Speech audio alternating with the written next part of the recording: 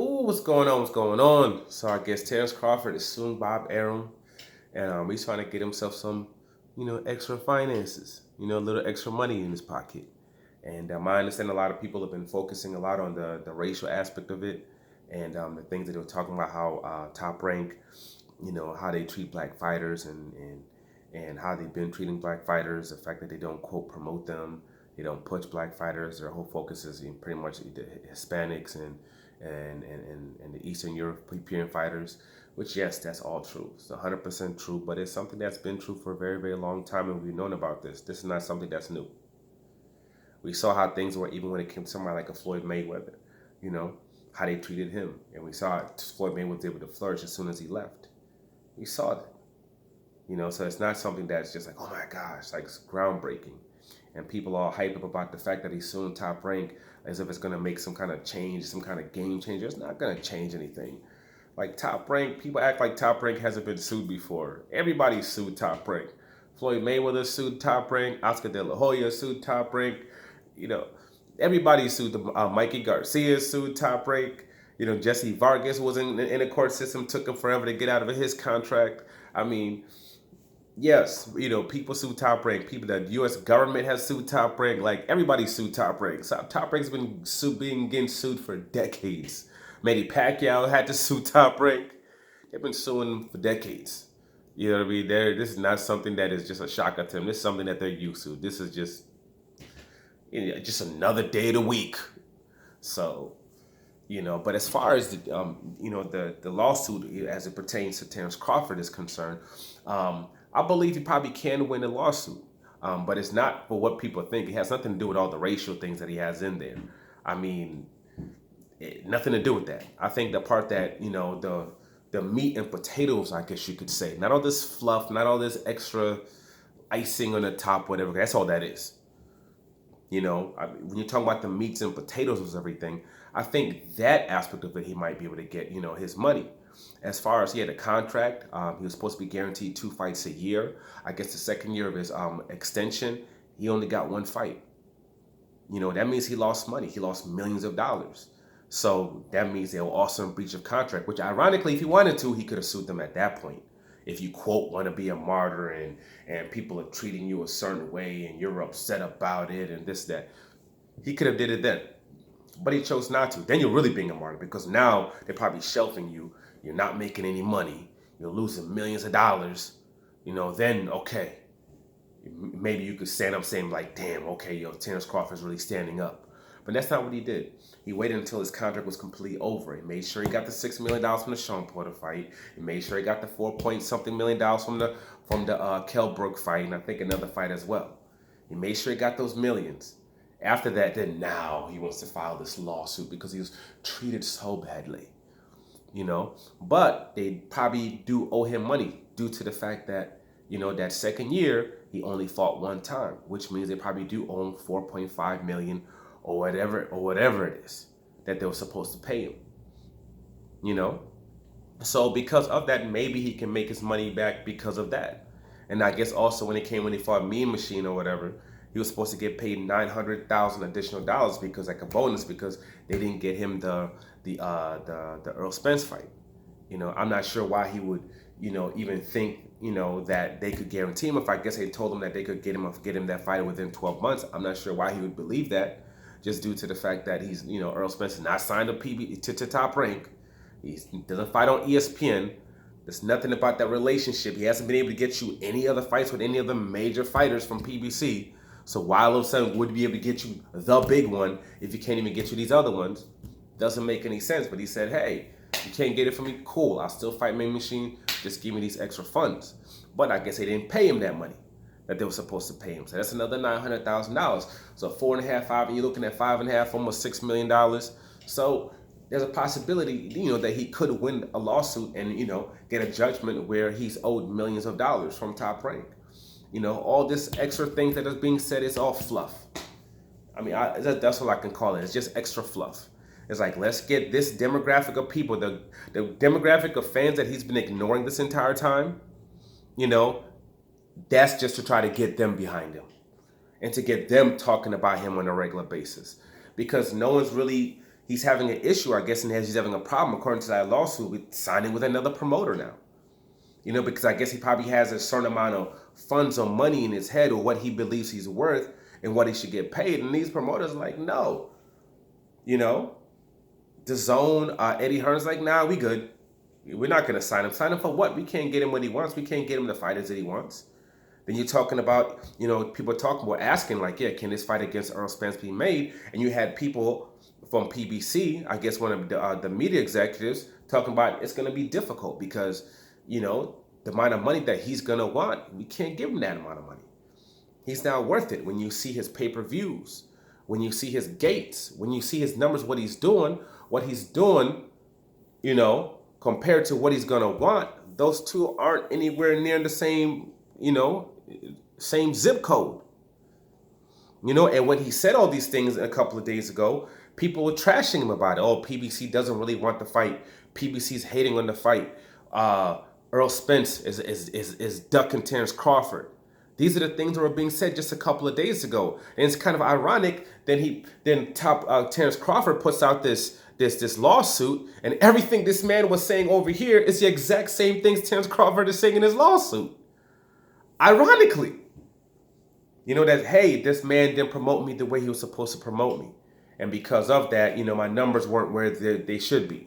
And because of that, now I'm having issues and problems and struggling in this part of my career, because of, the mispromotion of not being treated the way I should have been treated, on Top Rank. And they've also done this to other fighters, and they're continually, even now, to do this in particular when it comes to the black fighters that are signed to them right now as well.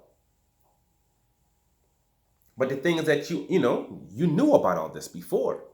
You laid a bed, you laid a foundation where, yes, while you're in the middle of it, you're going to be good because you had a lot of guaranteed money. And that's why he waited until now to file the lawsuit.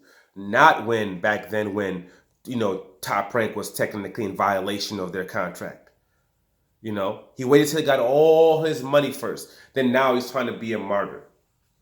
He's trying to be a martyr now. Hey, these guys lynched me. They beat me up in the park on some Smoulet in Chicago BS. And no, this is not a martyr. Just like Smoulet wasn't no damn martyr, neither is this dude. And he's not, he shouldn't be, there's nothing to commend when it comes to what he's doing.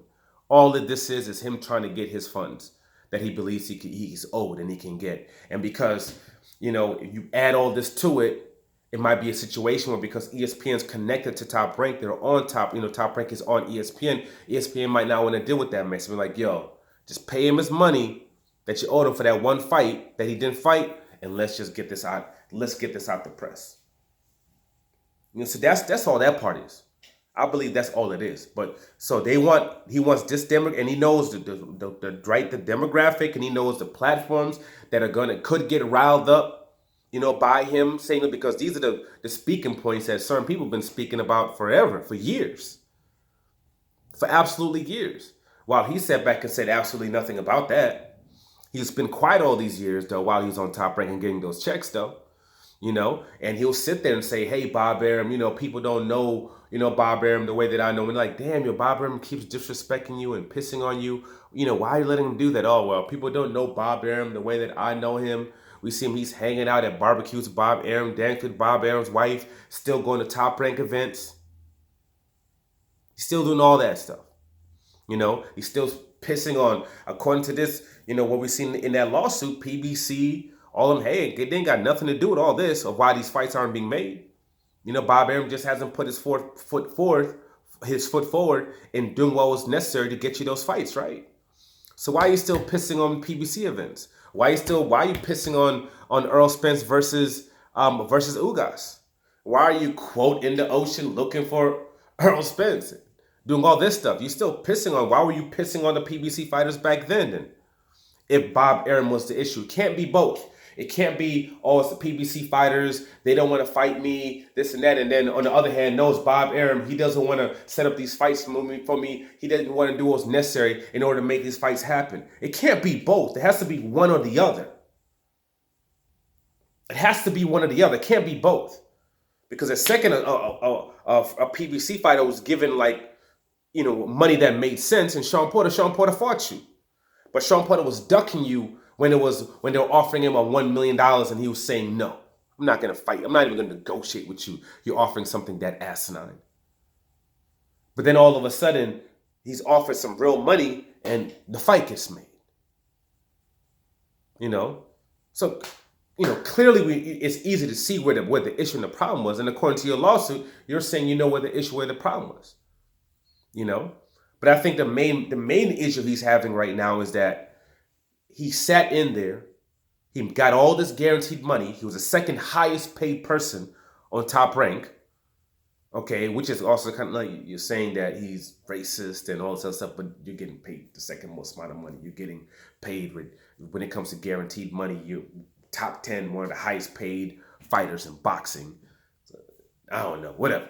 But anyway, so that's, you're getting that $3.5, $4 million, $4.5, $6 million guaranteed. You're getting a substantial amount of money guaranteed. And fights that, some weren't even on pay-per-view. Others were put on pay-per-view, but weren't doing good numbers. Weren't doing necessarily the best numbers at the gate. And then the problem comes after that contract is over with. Because then after that contract is over with, now you're looking at yourself like, okay, yeah, I'm expecting all these other people to come to me and offer me all these funds. And no, it's not going to happen. Because they're looking at the performances that you had during your time frame that you were with Top Rank. And a lot of Crawford fans like say, oh, well, he's knocking everybody out and he's undisputed. Man, when it comes to those funds, those monies that people are allocating funds, people don't care about that. What were your gates? If you're doing pay-per-views, what were your pay-per-view numbers? All the things that we said are going to matter, guess what? They matter now. When you come to the table and you talk about you want 50%, against an Earl Spence, a man that's generating 350,000 pay-per-views, a guy that's generating, high gates. You're coming to that particular fighter that he's sold over 1 million pay-per-views already. When they talk about his last 3 fights, or 378, over 1 million pay-per-views. And then he's going to do another 200,000 plus when he fights against Ugas. He will have generated after his next fight, his pay-per-views have generated over $100 million. That's what he's able to bring to the table. You can't bring that. You can't show anything that's close to those numbers. And they're going to want to pay you accordingly. And people trashed this PBC executive for the things that he was saying or the public spokesman or whatever he is from a couple of days ago and the things that he said. But then you look at this lawsuit and it says exactly what this man was saying is being said in this lawsuit. So this is who you are. But he doesn't want to be this. He believes it's something else. He wants to be treated as if he's something else, as if he's reached other numbers. But that's not happening. So let's sue. Let's get these funds that we believe that we're owed anyway. That's number one. And let's see if we can get some kind of public support. Get these people behind us. So put us into a space where then all these networks look like, damn, these people are really behind him like that. He's like a martyr to these people right now. We probably can make some money off of this kid. So let's sign him to a good deal. Where this DAZN now wants him, let's say PBC wants him, this other platform might want him. That's all that is about. Because now the same people he's been ignoring, the same fan base he's been ignoring all this whole time, now he wants their support in order to get what, he's trying to get when it comes to these funds. But that's all it's about. It has nothing to do, I'm not saying that Top Rank, all the things that were laid down in that lawsuit when it comes to the racial aspect of it aren't true, because no, it's true. I always say, if you sign to Top Rank and you're a black fighter, because they do give you a lot of upfront money, whether you're any fighter, whether you're Hispanic, whether you're Eastern European, whatever it is, they give you a lot of upfront money. But understand, you're going to suffer in the back end. When these other guys start climbing, when the Javante Tank Davis is climbing and the Earl Spence starts climbing, and now they're getting a huge part of the TV rights, and they're getting a massive parts of the gates and the concessions. They're making, they're starting to get what's going on pay-per-view and making a substantial amount of money off that, and the popularity is starting to grow and grow and grow and grow. And all of a sudden you're up here, and all of a sudden now they've surpassed you and they're way up over here, and they're seen on a whole different stature than you. You got to understand, this is the bed that you made. You made this bed. Now you gotta lie in it. Demetrius Andrews, the issues that he's having, you made that bed. You gotta lie in it. People are making this assumption that Devin Haney's gonna get this massive contract in the future. I don't believe that's gonna be the case. Like people have said, if he was to go anywhere right now, he would get paid half of what he's getting paid right now in the zone. If you're fighting on this platform, this closed platform with a promoter that's not good at promoting, American fighters. I mean, that's what you want to do. That's fine. And you're burning bridges with things that are said on a regular basis. You're going to have to deal with it in the back end. People don't believe that. People have the right to their opinions. I believe long term, it's going to be a problem. But you have to understand that if it does become a problem, and be okay with it. Like, this is the journey I chose. This is the road I chose to walk. This is the road I chose to take. So if the end of that is not as rosy as you necessarily thought it was going to be, you got to deal with that. And all this is just Terrence Crawford being in the space where now he's at the end of that deal, and he's having to deal with the consequences of the decisions that he made. And it was very fruitful while he was going through it. He made a lot of money. But now that you're on the back end of it, you got to deal with this aspect of it too, and you got to take this aspect of it as well. You better take that 30% or whatever the hell they offer you for that Earl Spence fight. That's all I know. But it is what it is. We'll see what happens with everything. But like I said, I think when it comes to a certain portion of that lawsuit, I think he can win. Because, hey, if they offered you, they guaranteed you 2 fights here, they guaranteed you 2 fights a year. That means you lost out on a good $4 or $5 million that you're supposed to get. So when it comes to that aspect of it, I believe he can get his money. So we'll see. But all this other with the racial and everything like that, that's all fluff. Terrence Crawford does not care about how black fighters are treated on Top Rank. That's what I'm going to say. What he cares about is getting those funds. That's what he cares about, period. Like, subscribe, share. I'm out.